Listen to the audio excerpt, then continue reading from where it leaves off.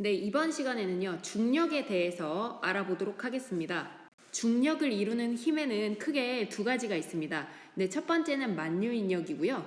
두 번째는 원심력이 있습니다. 바로 이 만유인력과 원심력의 합력이 중력이 됩니다. 그러면 중력의 요소인 만유인력부터 먼저 알아보도록 할 거예요. 지구상에 있는 물체와 지구 사이에는요, 만유인력이 서로 작용합니다. 그런데 이러한 지구에서 만유인력의 방향은 항상 지구 중심 방향을 향하게 됩니다.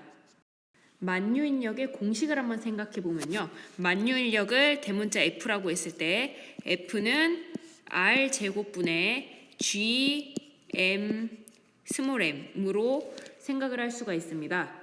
네, 여기서 R은 물체와 지구 중심까지의 거리, 그리고 G는 상수고요. 대문자 M은 지구의 질량, 그 다음에 스몰 m은 물체의 질량이라고 보시면 됩니다. 그래서 만유인력의 크기는요, 두 물체 질량의 곱에 비례하고요. 그 다음에 두 물체 사이의 거리 제곱에 반비례합니다.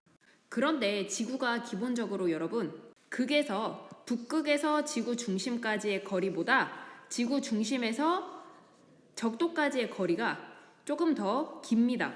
그러면 적도에서 지구 중심까지의 거리, 얘가 더 길다는 이야기는 여기에서의 중력이 여기에서의 중력보다 더 작겠죠. 왜냐하면 아까 만유인력의 크기는 두 물체 사이의 거리 제곱에 반비례한다고 했었잖아요. 그래서 지구 중심으로부터 적도까지의 거리가 지구 중심으로부터 극까지의 거리보다 더 길기 때문에 만유인력의 공식에 의거하여 적도에서 극으로 갈수록 만유인력의 크기가 크게 됩니다. 적도에서 만유인력이 가장 작고요. 극에서 만유인력의 크기가 가장 크게 되는 거죠. 왜냐하면 지구 중심까지의 거리가 제일 가깝고 적도로 가면 갈수록 부푼 타원체로 되어 있기 때문에 거리가 더 멀어지기 때문입니다. 그리고 두 번째로 중력을 이루는 힘에는요, 원심력이 존재합니다. 지구 자체가 자전을 하고 있기 때문에 지구에서는요, 바깥쪽으로 튕겨져 나가려고 하는 원심력이 작용하게 됩니다. 그런데 이렇게 바깥쪽으로 튕겨져 나가려고 하는 힘인 원심력은 어디서 제일 크게 작용하냐면 바로 적도에서 가장 크게 작용합니다. 극에서는 그냥 서 있게 되면은 자기 자리에서 빙글빙글 돌기만 하고 밖으로 튕겨져 나가려는 힘은 느끼지 못하는 반면에 적도에서는 상대적으로 가장 회전 반경이 크기 때문에 바깥쪽으로 튕겨져 나가려고 하는 원심력이 가장 크게 작용하게 되는 것입니다. 그래서 원심력은요, 적도에서 가장 크고요, 극에서는 0이 됩니다. 그러면 아까 만유인력의 크기는 어디서 제일 작다고 했었죠? 그렇죠. 적도에서 이 거리가 가장 크기 때문에 만유인력이 가장 작게 나타난다고 이야기를 했었습니다. 그런데 여기에다가 심지어 바깥쪽으로 튕겨져 나가려고 하는 힘인 원심력까지 같이 작용을 하는 거예요. 적도에서 원심력이 가장 크다고 또 이야기를 했었죠.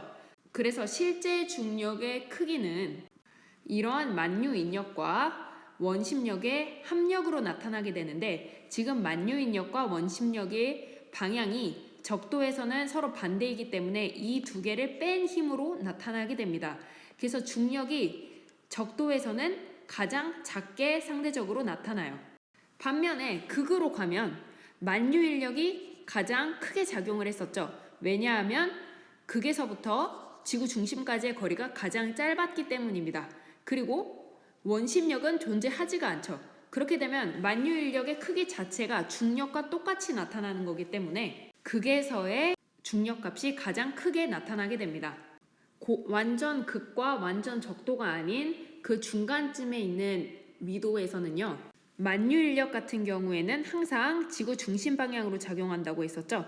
그러면 만유인력은 지구 중심 방향으로 이렇게 작용을 하게 될 것이고요. 그 다음에 원심력은 항상 지구 자전축의 수직한 방향으로 나타나게 됩니다. 그래서 원심력은 이런 방향으로 나타나게 되겠죠.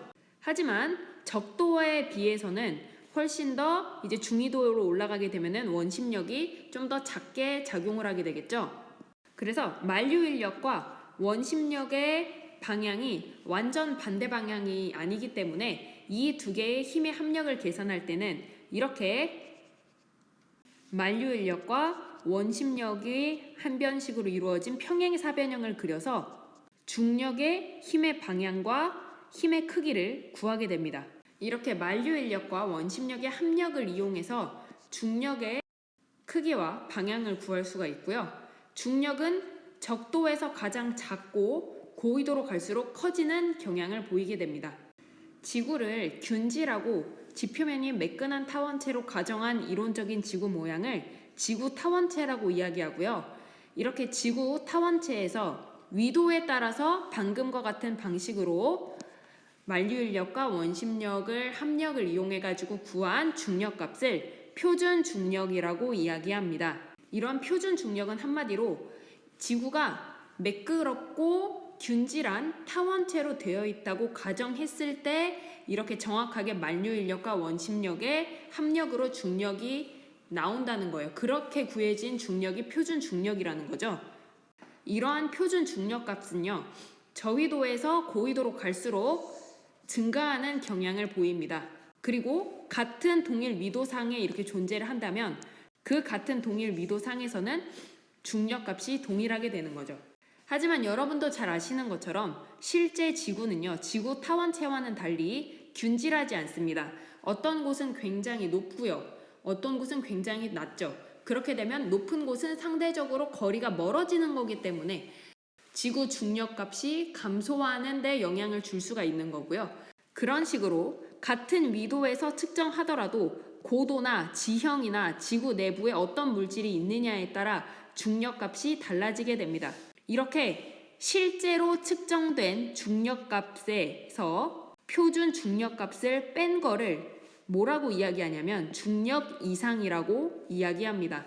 지금 이 그림은 전 세계의 중력 이상 분포를 색깔로 이렇게 표현을 한 건데요. 보라색이나 파란색 같은 경우에는 상대적으로 중력이 낮게 측정된 곳, 그리고 상대적으로 빨간색으로 가면 갈수록 빨간색이나 이제 갈색 같은 부분에는 상대적으로 중력이 높게, 실제보다 높게 측정이 된 곳을 나타내는 겁니다. 그런데 같은 위도상이라 하더라도 지금 다양한 색깔이 존재하는 것처럼 반드시 동일 위도라고 해서 실제 중력값은 다를 수 있다는 거죠. 하지만 동일 위도면 표준 중력값은 동일해야 되는 거죠. 이렇게 중력 이상은요, 측정된 중력값에서 표준 중력값을 뺐을 때 구할 수가 있습니다. 그런데 지하에 밀도가 작은 물질들이 존재하게 되면은 중력 이상값이 작게 나타나는 경향을 보여요. 그래서 예를 들어서 암염이라든지 혹은 석유라든지 상대적으로 밀도가 작은 물질들이 지하에 분포하게 되면 그 지역의 중력 이상값은 이렇게 작게 나타나는 경향을 보여줍니다.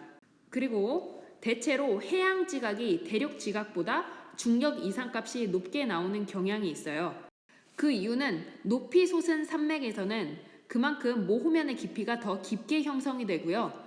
해양 지각 같은 경우에는 모호면의 깊이가 상대적으로 얕게 형성이 된다고 이야기를 했었습니다. 모호면 아래에 있는 멘틀 물질은 밀도가 크잖아요. 그렇기 때문에 밀도가 큰 물질인 멘틀이 더 위로 솟아와 있으면 있을수록 중력 이상값이 크게 측정이 되겠죠. 그래서 해양 지각의 아래에서는 상대적으로 멘틀의 높이가 멘틀이 나타나는 곳이 더 빨리 나타나기 때문에 이쪽에서는 해양 지각에서는 중력 이상값이 높게 나타나는 경향을 보이고요. 반면에 대륙 지각이나 아니면 높은 산맥이 있는 곳에는 모호면의 깊이가 상대적으로 깊어지기 때문에 그만큼 밀도가 큰 멘틀이 아래쪽으로 훨씬 더 밑에 형성이 돼 있다는 이야기니까 중력 이상값이 작게 측정되는 경향을 보여주게 됩니다. 그래서 이러한 중력 이상값을 측정하게 되면 지하에 어떤 지하 자원이 존재하는지 혹은 광물이 존재하는지 알아낼 수 있는 또 특징을 가지고 있어요. 그래서 암염이나 석유같이 밀도가 작은 애들 같은 경우가 밑에 있으면 아까 말했던 것처럼 중력 이상이 작게 측정이 되고요. 만약에 철광석처럼 밀도가 큰 물질이 밑에 존재하게 되면 반대로 중력 이상값이 크게 그 지역에 분포하게 됩니다.